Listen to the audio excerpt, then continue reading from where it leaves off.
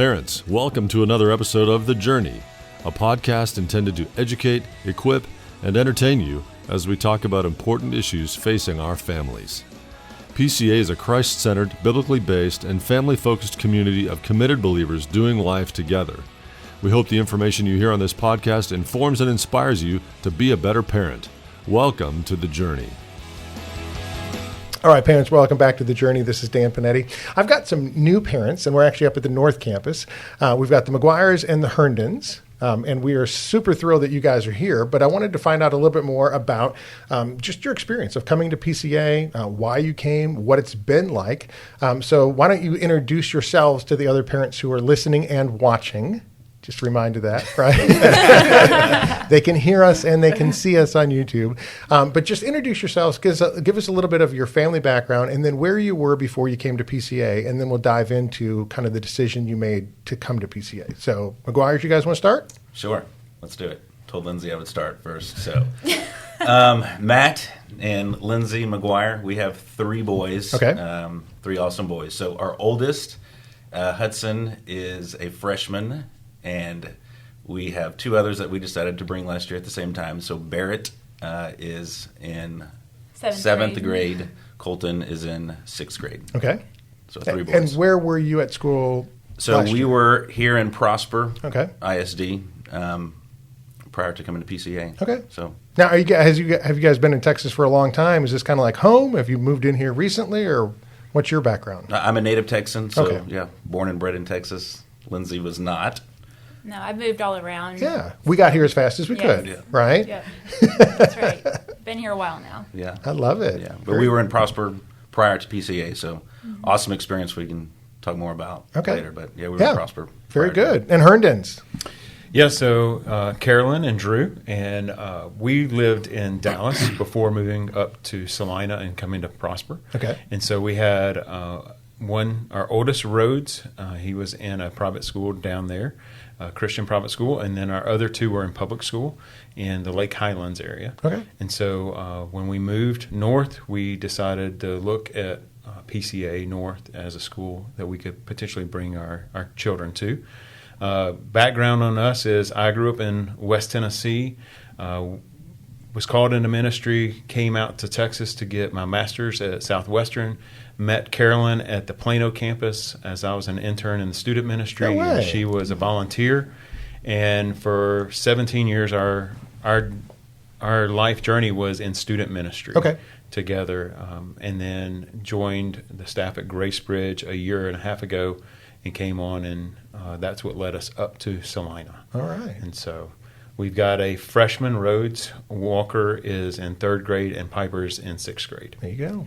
So what were you looking for when you guys were kicking tires and looking around at schools, right? What were the big things that you said, hey, these are the things that are important to us, our family, right? As Christians, as believers, what are the things that you guys were looking for?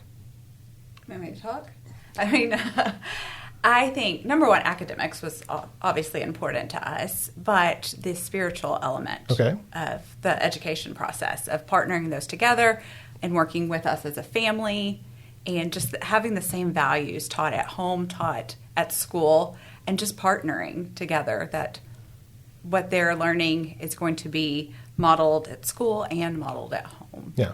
Now, you guys had a student already in a private Christian school, so you were familiar with that. So, right, when you looked, you wanted something similar to what you had, but you also had some in a public school. Yes. Okay. So our oldest had come out of a public school into his middle school, seventh grade year, into a private Christian school.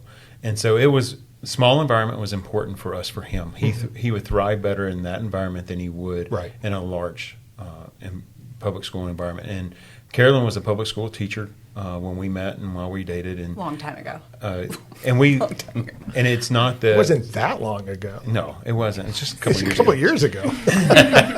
And so when we were looking into it, it was knowing what PCA at Plano when I was down there, knowing the Christian worldview, talking with parents that we had met and known that had seniors that were graduating last year, and their ability to have a worldview and defend that worldview. And it wasn't just in a religion class. It was woven in math and science and art and literature. It was woven throughout it. At the school we had been at before with our son, Rhodes, I felt like it was just only in one sect of the subject of school. Yeah. And so we were looking for something that would bridge all of it and be that three-legged stool as PCA talks about. Yeah. And so as we investigated and talked more about it, it was a fit. Yeah, that's interesting that you noticed that whole faith integration, because we're really, we've done that. I mean, I've been here for 19 years and we've done it really well. We're trying to increase it and ramp it up even. But it's interesting because I didn't come from a Christian school background. And for me, right, when you thought about a Christian school, it was kind of like, oh, you have chapel. And it's kind of like, well, I mean, if that's what you think a Christian school is, then, it's kind of like you can take it or leave it, because I can do that at home. They go to church. Oh, they'll learn reading, writing, and arithmetic, and then you add chapel to it. But it's so much more than that, what you're able to do with a worldview integration in the actual classroom. You're able to teach every subject through that biblical lens. And if you don't know what that is and you haven't experienced that before, it's a very different process. And the kids really, understand it and get it, right? They have to look at all of their subjects through that biblical lens. It's not just adding a chapel on a Thursday for 30 minutes. So I'm glad you guys kind of picked up on that and noticed that. It's like, no, we really want that. That's super important. What about you guys when you're kicking the tires? Well, I would agree with everything that Drew said. Our journey was probably a little different in that Lindsay and I, when we got married, we bought our first house and moved to Little Elm, then had 3 kids, entered this, well, they all went to a private preschool, Parkway Hills in Dallas, which Lindsay ended up teaching at. We knew the director very well, and then entered the public school system. And a little while into the public school system, we tried homeschooling for a minute and realized that was not in our wheelhouse. Even though Lindsay was a teacher, we thought, no, this isn't best for the kids. So we went into the school system, and then about a year or so in, we moved to Prosper, specifically for the schools. Sure. So that was the reason we came here, which was phenomenal. I mean, it was really, and still, it's a great school district. So we opened the school in our neighborhood. Hudson went as a first grader, went all the way through there, and then the middle school. But our story is a little different in that I think we were seeking that third leg of the stool, but we just didn't know. At the time, Lindsay was then teaching at Light Farms. She ended up getting a job there, revamped the PE program, and everything was, kids were doing phenomenal, doing great in sports, doing great in school. But she came and said, I think there's more. We need to, think and pray. And so we did. We pursued and looked at some different schools, and just continued to see where the Lord would open the doors. So we looked at other private schools and ultimately looked at PCA. And so funny thing is, she signed us up for the parent info meeting that they do a couple times a PCA year. preview. Yeah, the preview. Yes, the preview. So she sent me. She was working. She sent me to the preview. Matt, go figure it out. Yeah. See if we want to take our kids here. Pretty smart. I love that. Yeah, I looked at the tuition bill and I thought, well, okay, that's that's one hurdle. Right. A lot of people, that's a no. Yeah. Right. Immediately, it's just like hey, the public school is free. Yeah. This isn't that much different than the public school. It's how much more. It becomes a no immediately. So what was it about the preview that you went, well, let me at least consider past that first hurdle? Yeah. Well, I guess it was wanting to just be obedient to is God calling us here. Yeah. And it just we wanted to have faith and walk in that. So we took the next step. And it was really them talking about, as Drew just mentioned, the three-legged stool. Yeah. That spiritual component, which we try, and it's a priority at home, and on Sundays at church, it's a priority. But as Lindsay and I, talk, I think the kids are young; they're at home so much of the time. Now that they're older, they're at home far less of the time. They're at school most of the time, and then in sports. So we just don't have as much time. So we were, they were doing well and succeeding in so many ways. We were, by all accounts, it looked like succeeding. Lindsay was Teacher of the Year in Prosper. the year that we were making the decision to come to PCA. So there was a lot of hurdles to do that. That's a tough adjustment. But it was that three-legged stool that just really stuck with me. And I thought, man, we're trying as hard as we can, but it just feels like there's an imbalance. And then putting that third leg down, just the balance where at home and at church and at school, they're getting the same thing. It just, we've said it, I feel like parenting and doing our job has been so much easier now that there's that stability on all three of those legs. Yeah. Yeah, that's super important. Well, part of my role here, right, is to get to walk alongside you guys as parents, which I'm super excited about. So I would just say, what has PCA kind of helped you in supporting what's going on, right, in your family? Because, obviously you guys are committed parents. You're obviously raising your kids at home, right? They're plugged into a great church. But then when the school aspect comes alongside, right, is there anything that you've noticed, right, in your short time here that you said, hey, this is how PCA has come alongside and even helped, right, from a family perspective and a parenting perspective that's been helpful? Yeah, I think about the seminars that PCA offers. They had one, I think back in the spring or last fall, that had to be rescheduled, be down in Plano, but they brought in the doctor from Arlington who helped talk about Ricky Chalet. Yes, Chalet. Yeah, and gender and sexuality. Yeah, and it was great. The fact that it's not all left upon us as parents to have to go do so much research, so much everything, but bringing in the people who this is their professional job, is to be able to educate and help.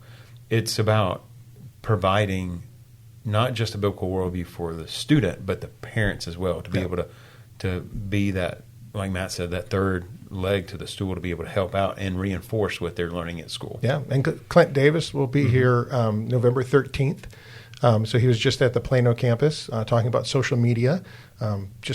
Incredibly important and vital part of our parenting, right, is how we use technology when we let our students get it, right, and how we train them in understanding what it is. So just a really important thing. So he'll be here November 13th. Some parent perspective panels, right? We'll throw those in every once in a while. So that's an important thing, is getting information for you guys so that you guys can parent, right, using those resources and kind of figuring out, how to help you guys do that better is a super important thing. What else? I know you had a homecoming issue, right? Tell me about how that all happened. Let me just say, so we've come off probably one of the best weeks ever, homecoming week. But yeah, one of the intentional things. So it was actually, the Lord used you, Dan, in a big way. In just leading up to homecoming, we had heard a lot about homecoming and the things that were to come. So there was some excitement and anticipation. So you had led one of the parent panels, yeah. And so you talked about your own kids' experience and really encouraged, as a dad or parents with a boy, how important it was to encourage your son to find a girl and honor her by asking her to homecoming. Yeah. So we've got 3 boys as well, and so, right, we also have a daughter. So I mentioned, right, it's so much easier with the boys from a homecoming perspective, right, because the boys get to ask, and so they get to, right. You can say, yes, I want to take somebody. No, I don't want to take somebody. But if you're a girl, right, the way it is you're just sitting there waiting, right, and so that's one of the things we made our boys do was find somebody, take somebody, right? And they're like, it's going to be expensive. I'm like, it's my money anyway, so don't worry about it. We're paying for it. Just find somebody, take somebody. So it has been a fantastic experience for us. And part of that process is, and this is kind of a cultural thing that the church and the school have adopted, right? But, it's calling the dad, and saying, hey, I'd like to take your daughter to homecoming. And, the dad's, right, hey, listen, they're not getting married, so just, take it down a step, right? But it's a great way for a boy to learn how to respect, right, the importance of somebody's daughter, right? Yeah. It's like, if I were going to borrow your car, I'd ask you to take that. Yeah. Your daughter's way more important than your car, right? Yeah. So I threw that out there. You picked up on it, right? And with your oldest, you kind of ran through that with well, we leaned in on it. It was, it took, for for a boy to say, hey, this is what you need to do. That was a big step. And I went back. I was in college, and I know I was like 20 something, and wanted to ask a girl that I went to church with to coffee, and I had to ask her dad to take her to coffee, and I was like, wow, what? So this thought of a freshman asking this dad, I think it's a big thing. So it's huge. There was so much maturing. Funny story. Over the summer, we heard a lot of the freshman girls, they're starting to look and find dresses. So we asked, and we said, hey, Hudson, a lot of the girls are picking out dresses to homecoming. Have you thought about who you might want to ask to homecoming? And he goes, homecoming? All I can think about is when's hunting season start? Come on, Dad. Get your priorities straight. So we, we just leaned in and continued over the next several weeks. Hey, think about it. And then he finally said, okay, I've thought about it. Yeah. Here's who I would want to ask. Yeah. So then it was thinking about the ask. Okay, when are you going to do it? How are you going to do it? So just such a neat experience. In fact, Rhodes, their friend, was there when he mustered up the courage. The time he got the courage and said, "Hey, I think I'm gonna make the phone call." Okay. And his friend was there with him. So the super cool thing about it all, though, is we talked about like just the community. But not only did he do that we were out to dinner with a group of friends after a game when he did it. And so we were all sitting there together, and he was outside making the phone call. Okay. And there was, I think, 4 families that were having dinner. Mm-hmm. And we sat there and prayed and said, hey, we're going to pray for you, go to ask God just to go before you and give you strength through this. And not knowing what the outcome was really going to be. Sure. So, I think for a dad with boys, knowing like what a big deal that is, it was just such a maturing thing. And just to sit down with him later and really get to talk and say, us praying, prayer motivates and moves God. Yeah. And we prayed. And the Bible says that God controls the hearts of man and king like channels of water. And so he went, we prayed, you stepped up and did this, and ultimately he got the yes. Oh. So, just what a maturing, awesome experience that I think, like, that's one of the coolest things that I don't know that we would have experienced that, anywhere else. And I don't know, had you not really, really leaned in, we may have been hunting that weekend. Yeah. Honestly. And Hudson still. Homecoming was great, but that's fun. Well, you mentioned about the community, Lindsay. Mm-hmm. What has that been like for you, right? Coming in here, and I know, I work at the same school that my kids go to, and so I know that you have, you've had that, and that's a hard thing to walk away from, right? Mm-hmm. Because you have that community, and the people and the place and the smells even, and all the different things, right? But you come to a new school and you've built new community. So what's that been like for you? Well, to be honest, it wasn't easy at first. It was hard to leave something that was so dear to me to come to something new where we felt called to. And so just stepping into it was hard because you're like, well, I used to know everybody when I'd walk into a gym, and now I know 4 people. So initially it was hard, but now that we've been in school here about over a year now, we have come out with some amazing friends, some sweet friends like the Herndons, so many, I can't even name all of them, but it's just the people that we get to live life next to and we get to dig in next to. Just, in the Nehemiah study at church, and in Nehemiah 3, they talk about building the wall, and it was just next to, and you look around and you're like, who am I working next to? Yep. Who am I raising these kids next to?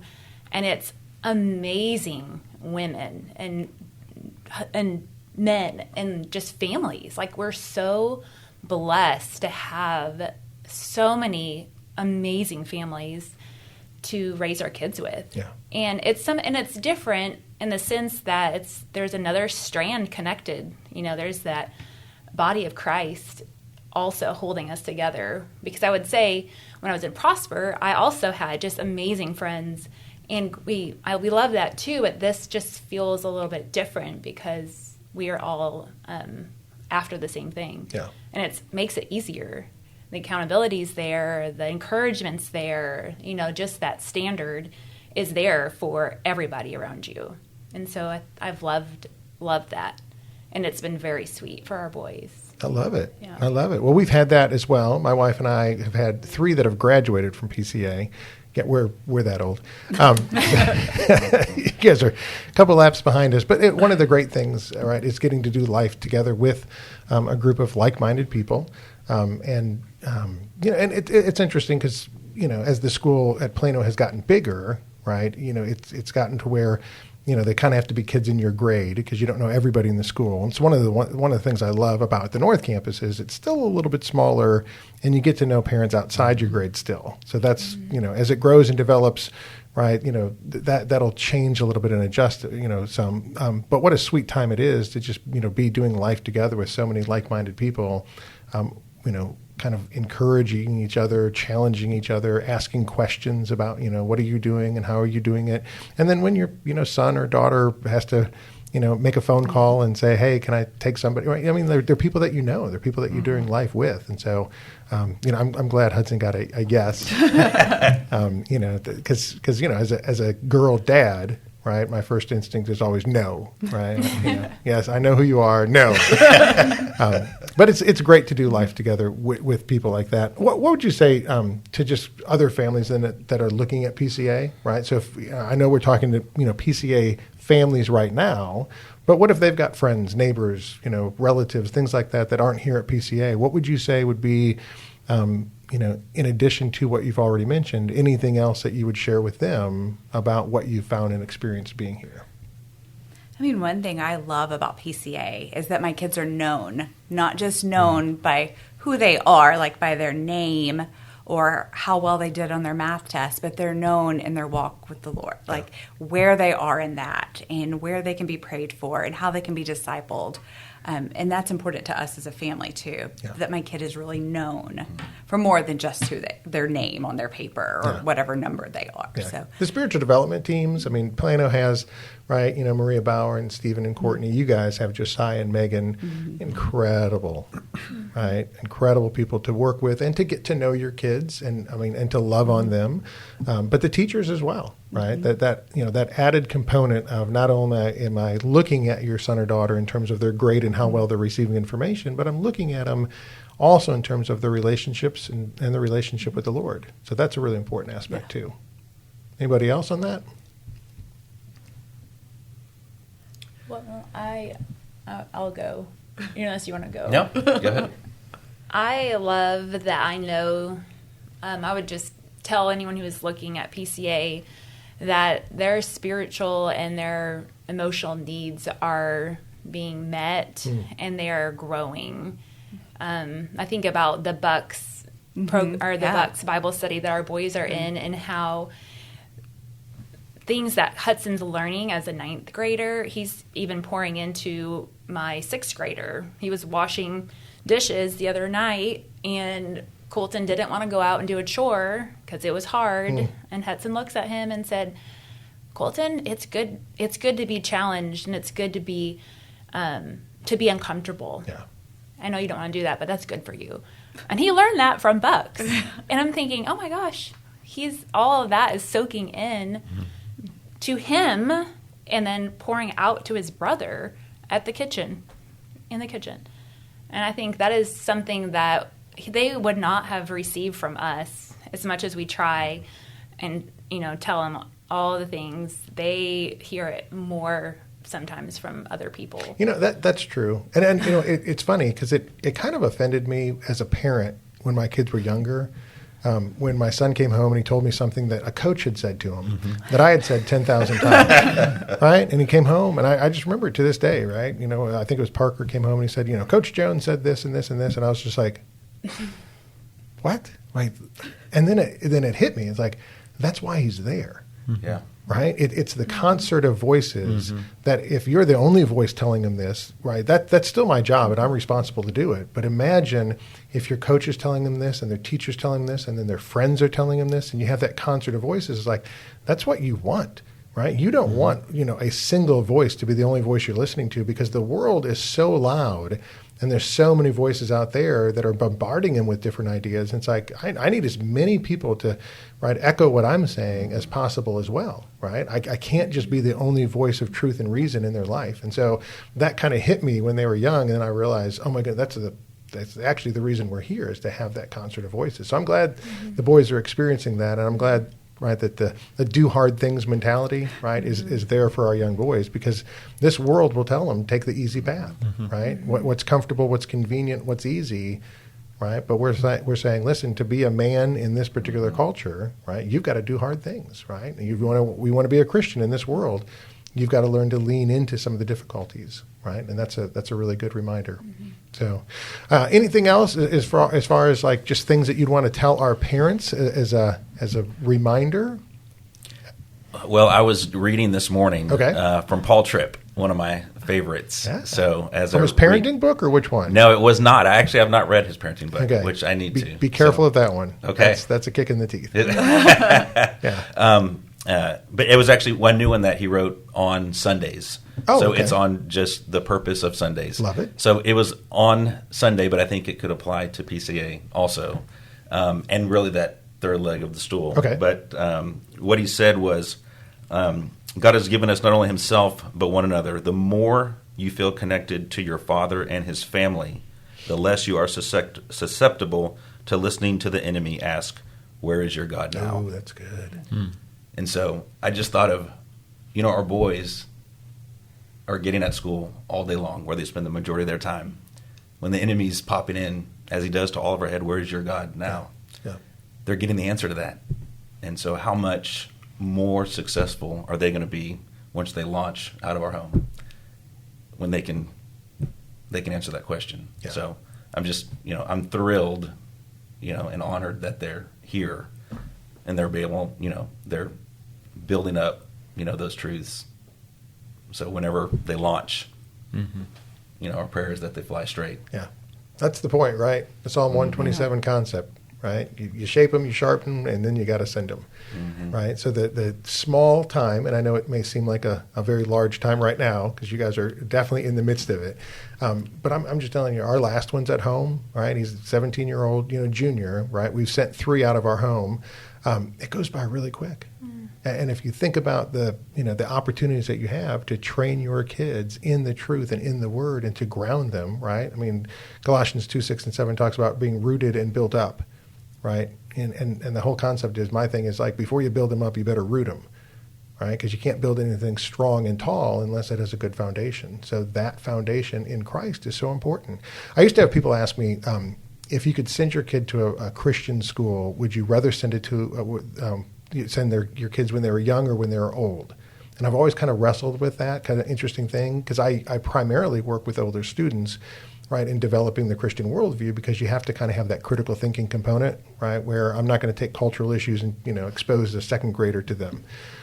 But the foundation of the Word of God is so important that when you get to those older issues, if you don't have that biblical foundation, you really can't wrestle with those. And so I've always kind of wrestled with that idea of, when would you send your kid? And I'm like, as soon as you can, and keep him there as long as you can, right, God willing. Yeah. I mean, it's that thing is, if God opens up the door, and you guys both, from a family standpoint, we're faithful to ask questions and to seek what's best for our kids.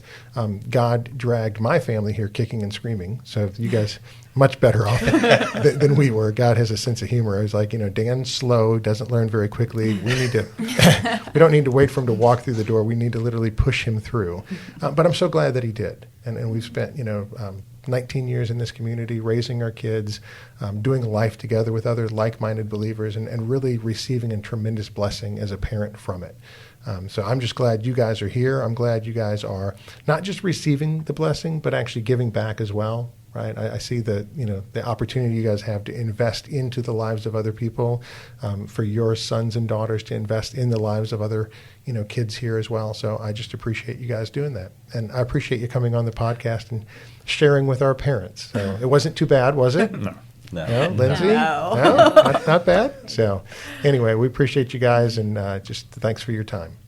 Thank you. You bet.